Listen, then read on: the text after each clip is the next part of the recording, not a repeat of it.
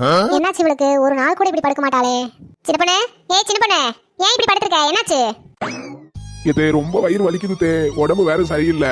மாத்திரை போட்டிருக்கேன். ஒரு அரை மணி நேரம் தூங்கி எந்திரிச்சு வந்து அப்புறம் சோறு செஞ்சு குழம்பு வச்சு கூட்டு வைக்கிறேன் தே. அதெல்லாம் ஒண்ணு வேண்டாம், நீ நல்லா தூங்கி ரெஸ்ட் எடு, நான் பாத்துக்கிறேன் எல்லாத்தையும். அரை மணி நேரத்துல எல்லா வேலையும் முடிஞ்சு. போய் மருமகளை எழுப்பி சாப்பாடு கொடுக்கணும். வாடி வெல்ல. ஆமா, உன் மருமக எங்க போயிட்டா? நீ சோறாக்கி குழம்பு வச்சிருப்ப போல. அவ கொஞ்சம் உடம்பு சரியில்லாம இருக்கா, அதான் நான் சோறாக்குனேன். இங்க பாரு சில தயக்கா, நான் சொல்றேன், நீ தப்பா நினைச்சுக்காத. நான் ஓ நல்லதுக்கு தான் சொல்றேன், நல்லா கேட்டுக்கோ.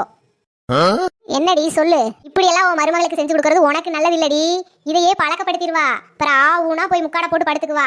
நீ தான் எல்லா வேலையும் செய்யணும். அப்புறம் உன்னைய காலம் முழுக்க வேலைக்காரியாவே ஆக்கிடுவா. பாத்துக்க, தெரிஞ்சு நடந்துக்க. இங்க பாருடி, இன்னைக்கு அவளை நான் பெத்த மக மாதிரி பாத்துக்கிட்டாளா, நாளைக்கு அவளை பெத்த அம்மா மாதிரி என்ன பாத்துக்குவா.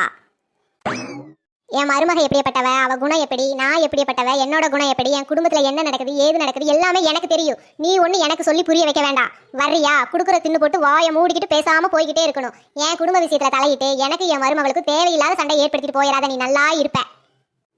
எனக்கு என்ன வந்துச்சு? எனக்கு இப்படி ஒரு மாமியாரா?